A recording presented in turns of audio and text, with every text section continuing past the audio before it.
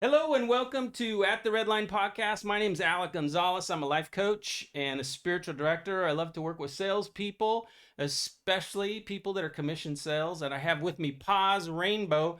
I'm not going to try and say the name of your company, Paz, because I butchered it last time. I can do it if you want. Well, I would love it if Yeah. you would. Thank you so much for having me on, Alec. The company I work with is called Globe Life Family Heritage Division. Nice, nice. We're going to talk more about Globe Life, but before we do, I kind of like to start at the beginning. What was it like to be a little for you? Where'd you grow up? Family of origin? How many siblings? Mom and dad. What was it like?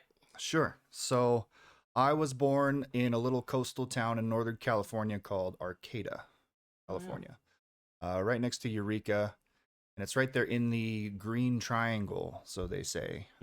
My father was a marijuana farmer No before it kidding. was legal. Yeah. Wow. So he had 11 crops one year, and he used to just kind of live out in the wilderness and hike between them and take care of them and avoid the helicopters and all that stuff. Wow. So when I was a year old, um, my mom and my dad had some people come to the house to try and buy some pot from them, and they got a bad vibe, so they turned them away. Uh-huh. And they came back that night with guns Oh. and pointed a gun at me in my crib. And that was the moment that my parents decided to leave all that behind and come up to North Idaho and start a new life up here, away from that whole life. Wow. So I never knew that life. Um, but yeah, my childhood was split between Sandpoint, Idaho. So adorable little town if I you've never know. It's been the there. awesomest town in the region. Yeah, it was a Clearly. great childhood. And out in the woods in Northern California as well, but not part of that whole pot thing. Okay. My dad used to caretake a property for one of the co-owners of U-Haul, that was an old abandoned summer camp. Oh, cool. So we lived right on a lake. We had canoes and four-wheelers and snowmobiles and skis, and it was just couldn't ask for a better childhood. Awesome. I have four sisters total. Two of them are like full sisters, and then I have two half sisters. But Uh-huh. both of them are younger than me. And so we all kind of grew up together out in the woods. And my dad was always out taking care of stuff on the property, so we were kind of there to just sort of fend for ourselves. Yeah. And swim in the lake and run through the trees. And So you're a wild one. we were as kids, yeah. Yeah. Yep. Skis in the winter, cross country skis all over the place, and then, Oh, and fun. then bikes in the summer, and yeah, canoes out on the lake. Wow. Yeah. It was a great childhood. A memory from your childhood that stands out as being iconic for you. Iconic. My dad had some friends who um, came upon a purebred Samoyed husky that was abandoned, and so they took it in and they were looking for a new home for it, and he wanted to take on this husky as our family pet. Uh-huh. But we lived way out in the woods. It was the middle of winter, and we used to get snowed in the winters. So he would ski out to his snowmobile that he had parked, and he'd ride the snowmobile out to his Chevy Blazer Uh-huh. and take that into town. So he went to go get this dog and left us back at home. And it was 3 days before he came back. And it was just you and the kids? Yep, me and the sisters. Yep. And I remember seeing this pure white dog come around the corner before my dad, and then my dad, tromping up on his cross country skis. And that dog, man, what a great dog! It turned out that she was pregnant with puppies, and she gave birth 3 days after she showed up, and made her little nest underneath one of the outbuildings Uh-huh. on the summer camp, and she was so great. I've never met a more patient, more trusting dog. Wow, what a cool story. She used to let us crawl under there, my sisters and I crawl under there, and then take one of the puppies and then bring it back later. And, Uh-huh. and she just trusted us to do that. What was it like? I mean, how do you feel about it? Looking back on that, it must be just such a heartwarming. Absolutely. There's a bit of a paradox with that, having so much freedom as a child, but also having a lack of guidance. Yeah. like, sure, we could do whatever we want, but we didn't have, I guess, the lessons that we needed Yeah. Wow. until later in life. Cool. Thanks for sharing that. That was so cool. Um, well, what I like to talk about is two things. One is trouble, difficulty, and trauma, and how it's shaped us, how it's molded us, how it's given us grit, determination. Obviously, some trauma is so terrible, it just has awful, awful, ramifications. But usually in life, as you go through struggle and difficulty, it builds something in you that you would say is a big piece of who you are. And so I love to give people a chance to talk about those areas of life that have been hard, but important in the formation of who they are as as an adult. Yes. I mean, as human beings, I think more of us than less of us go through traumatic things like you're describing. And I've certainly been through my share. Not as much during childhood, I would say. I've always been kind of happy-go-lucky, just sort of like oblivious to the turmoil that's inside myself, if it's even there. Like I said, I'm oblivious to it, so I'm not sure. But I would say the most traumatic things that I've been through have been with romantic relationships. Yeah. So when I was 19, I met my ex-wife, and we were together for 2 years before we were married. And she had definitely some temper problems. So we came to these junctures where she would get so mad at me for whatever it was, the dishes or the laundry or whatever it was, and she would physically hit me. And I never wanted to leave her. I loved her so much, but we came to a point where it just, it wasn't working anymore, and I was not able to admit that. So she broke things off, and we separated. And that was a very turbulent time in my life. I had, beyond a shadow of a doubt, I mean, marriage is not something that I take lightly, committed the rest of my life to this woman. We were going to be together. There was no doubt in my mind about that. So when that came to an end, that kind of just changed everything. And it was like being born again, or dying at the same time. Yeah. So that was really hard. But we had bought a home together. And when we first separated, I passed the home off to her. And then she couldn't handle it financially, defaulted on quite a few payments before she passed it back over to me, and ended up signing a quitclaim deed. And I took over all the debt that she had incurred, and I ended up working very hard over the next 10 years to keep that home. And it was a solid 10 years before I realized that I had a 10% interest rate the whole time.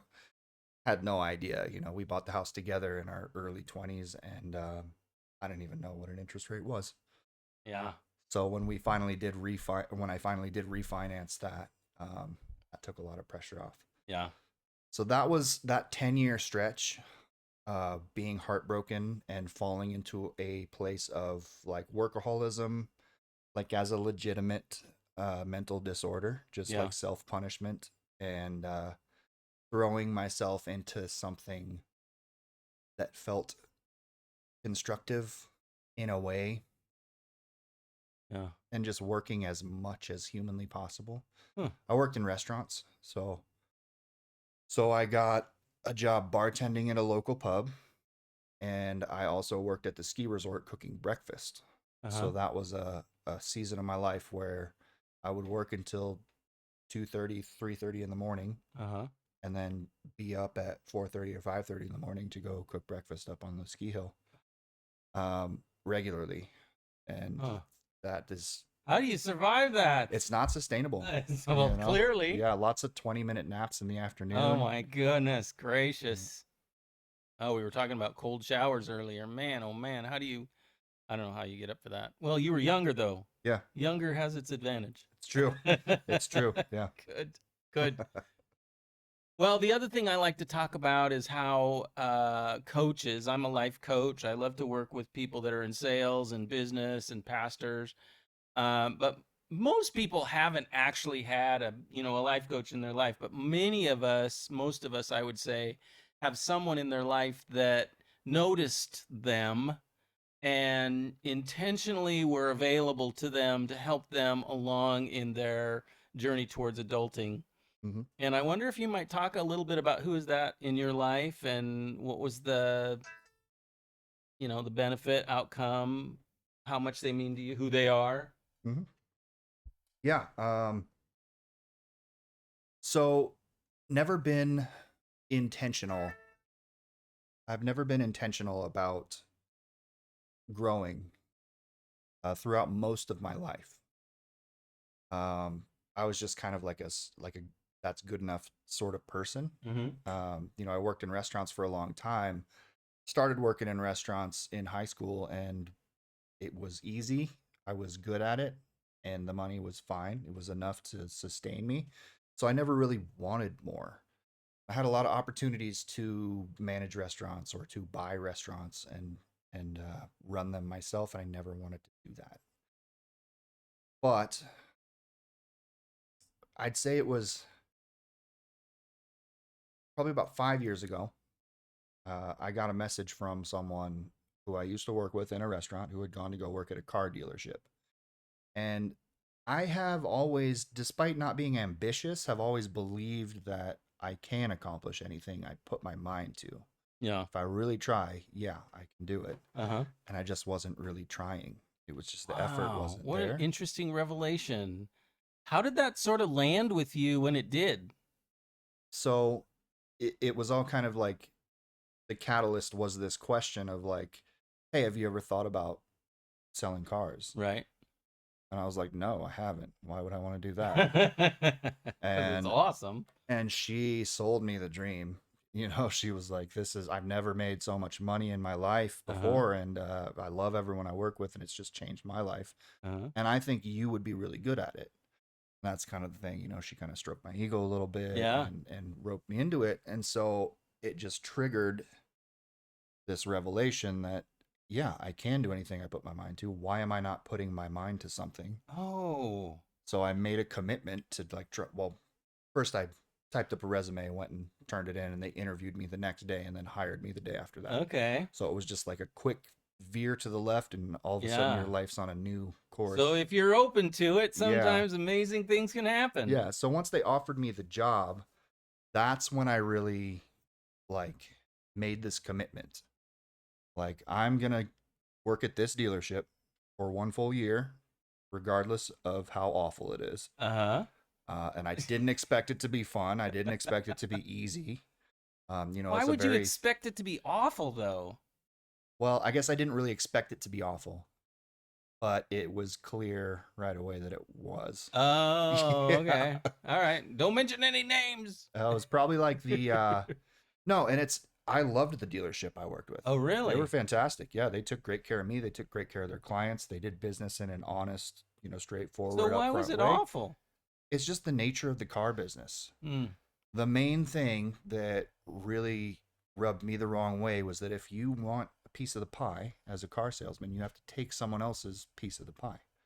Someone walks onto the lot, there's 4 salespeople. All 4 salespeople get up at once. Right. And whoever gets to that person first gets the sale. Okay, if they buy. And you're right. And I'm the kind of person who is just going to take a step back and let everyone else go to it. Okay. And then if, there's someone left over, sure, I'll take that. Yeah. I wanted to be someone that people can come to and buy a car from, not someone that's calling you on Saturday while you're out on the boat with your kids. Yeah. But that's not the job. Okay. So anyway, it stirred something in you, some sort of realization that you could be great, that you could do great things. Yeah. And it wasn't until you got there that sort of impulse was enlivened within you. Mm-hmm. That's awesome. Talk a little bit more about the arc of that journey. Sure. Yeah, so very uncomfortable transition. I was good at talking with people, but I wasn't really good at approaching people for sales. Like, there's a lot of sales in hospitality and restaurants, but it's Of a lot course. of like people are coming to you Right. and you just provide them with what they need, Inbound. Yeah. which is what I wanted. So that part of it was uncomfortable for me. I had to call 20 people every day, 20. 20 orphaned clients. Yep. Oh, yeah. That's not very many, though. 20 is a pretty small number. It's not much. Yeah. Um, I it's just watched a minimum. video on orphan clients, a Mhm. little YouTube video on calling orphan clients. Yeah, that's Mhm. fun. So I'm not a shy person, but there is uh, kind of a deep anxiety that comes with reaching out to something that for something that you're not aligned with. Okay, yeah. I Uh, like the wording that you make that. Yeah, because when your alignment's off, then mhm. suddenly you don't feel like you're whole. Yeah, You're actually being a faker. yeah, That's really interesting. And I wish we had time to go into that a little bit. yeah. That's interesting, right? When you Mhm. give yourself to something you don't really believe in, Mhm. it fractures your soul. Yeah, And, if you're fractured, if you're bifurcated and you're going in two opposite directions, one because of values, the other because of profit, mhm. then and if you choose the profit part, you know that you're giving up on the value. And if you choose the value, then you're giving up on the profit. Yeah. What an interesting revelation. Thanks for sharing that. So about 2 months into selling cars, I had uh, someone come on the lot who it wasn't like a sales situation where I had to convince them to buy a car. It was she was towing her horses across the state from Washington to Montana, and her truck towing the trailer had broken down on the side of the road. So her horses were waiting for her on the side of the road. I just had to help her find the right truck. And she loved our interaction, and it turned out that she worked with Globe Life Family Heritage, and she tried to recruit me right away. But I was only 2 months into my year commitment, um, and also I didn't like the idea of insurance in the first place. You You're know, funny. I said what everyone says, and that's no, that's a scam. and That's funny. But she bought a truck from me, Uh-huh. and she took it back to get service. And every time she was in for an oil change or getting something worked on, I'd sit down with her in the waiting room and we'd chat about what she Nice. did. Yeah. And the more I learned about family heritage, the more it became something that I could really get behind, Nice. that really aligned with my values. So I thought about making that switch for a solid 10 months Oh, no before I kidding. did. Yeah, You waited the year. did. I was 20 days short of the full year. Oh, man, that's But so awesome. What a cool story. All right, so moving to your currently 2026, you're full on selling for, or well, describe it yourself, however you want sure. to say it. Yeah, so I should tell you what family heritage does. The whole idea behind family heritage is that if you get hurt or if you get sick and you have health insurance, they're going to pay the hospital when something happens to you. So if you get hurt or sick, health insurance is there to keep the hospital in business. What family heritage does is pay you tax-free cash directly to keep you and your family in business. Mm-hmm. Because if you get diagnosed with cancer and your best chance for survival is at the Mayo Clinic, you're going to go to the Mayo Clinic. That's your chance. That's your survival we're talking about. Yeah. And if you're at the Mayo Clinic, you can't be at work. And most people, if they're not at work, they're not getting paid. Right. And your expenses go through the roof when you deal with something like that. Right. So people regularly lose their homes, or they work their whole lives and are really smart about setting up their retirement. Right. And then they get diagnosed with cancer and have to rejoin the workforce. Uh-huh. So this protects you from things like that. And the thing that makes family heritage different from anyone else out there who does this is that every single policy we write comes with a 100% return of all your premiums. Uh-huh. So in 25 years, everything that you've paid in monthly premiums, let's say it's $50 a month, Uh-huh. we just scratch you a check for, and we subtract anything that we paid you in the meantime. Okay. So over 25 years, $50 a month adds up to $15,000. Interesting. Okay. who's a perfect client? Who do you wish would be watching right now that you could look into the camera and say, if you fill in the blank and then pitch it. I want to hear your best, I love go it. for it. Well, Speak loudly and clearly into the microphone. the real answer, Don't say everyone. that you're not gonna like is everyone. Everyone needs what I do. But Okay. if we were to narrow this down, Let's niche for fun. what this is designed for is small business owners, Oh, what a great, yeah, that's great. independent contractors, Uh-huh. real estate agents, typically are independent contractors, Right. people in the beauty industry. Usually Okay. they're going to rent a space and they're going to be a 1099 independent contractor. But Yeah. anyone who's responsible for their own benefits or maybe has health insurance through their work that is more of like a high deductible, Yeah. less expensive on a monthly basis, but Yeah. more expensive if you actually have to use it type of plan, because this is going to fill that gap. Nice. Man, I could give you a bunch of referrals. I would appreciate wonder that. if he's going to have the balls to ask me for referrals. That's what I really wonder. Most people don't. That's awesome. Okay. Hey, I wanted to stop this video and just say a lot of salespeople I know, they know there's another level. They know the product, they like the people, they really believe in what they sell. But when the pressure hits, a lot of salespeople, they lose their conviction, they lose their nerve, they hesitate on cold outreach. They lay down or even back off with a simple objection. They fail to confidently lead people towards a decision. I coach salespeople. Send me a quick text, 509-999-3305. I'm in your corner. Let's get together. Well, let's hear your best pitch. I want to hear you Sure. talk to the camera.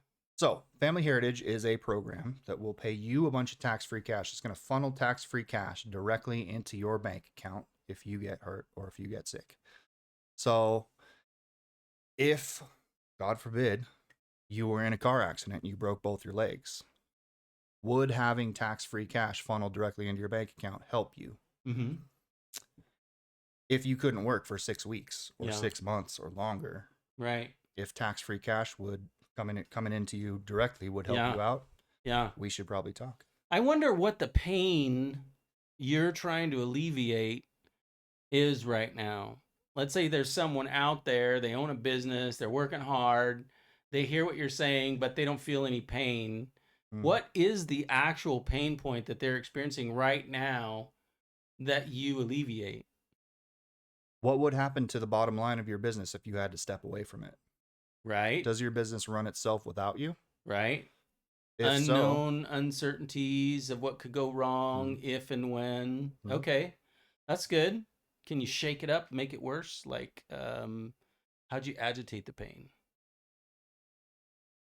Great question. I'm kind of stumped by that. I know. Yeah. It's a good question. Well, obviously, the older that you get, the more the premiums are, right? Correct. And the older you are, the more likelihood that, if shit hasn't happened yet, it's there's a reason those premiums get higher as you get older. So the sooner that you get started, maybe the better. Correct. Right. So our rates are based off your age. And once you sign up, you do get locked in at that rate. Nice. So Nice. you will never get a better price than today. Okay. All right. Well, contact information. What's the best way to contact you? We'll put it in a banner right down here next to your name, phone number, email, text, whatever's the best way to get a hold of you. Yes, sir. First of all, check out my website, rainbowfinancialprotection.com. Okay. Lots of information on there. You can book through my Calendly and just get straight onto my calendar and we can talk that way. My phone number is 208-610-3217. That's my cell phone. Okay. So text me, call me, whatever you like. My email address is Paz, that's P-A-Z, at altitudecrew.com. So shoot me an Crew is email there. spelled C-R-E-W. Nice. All right. Parting thoughts? Anything you really want to put out there? I did want to, so been in sales for coming up on about 4 years, if you include my auto sales, but I've learned so much from my time with Family Heritage. One concept that I wanted to just throw out there is that typically there are 4 pillars in your business that can throw off. So if something's wrong, if things aren't going the way that you want to in sales, typically you can trace it back to one of these 4 pillars. Those pillars being your habits, your beliefs, your attitude, or your skills. Okay. So if something's going wrong, let's try and figure out which one of those pillars it is. Nice. Well, thanks for sharing that. Yeah. All right. Well, once again, I'm Alec at Coaching the Redline. I do coaching and spiritual direction, but love to coach salespeople. If you know someone that's in commission sales, I'd love an introduction. Or if it's you, give me a call. My number's 509-999-3305. You can watch lots of YouTube videos at Coaching the Redline, or go to my website, coachingtheredline.com. Thanks for hanging out with us. We'll see you next time.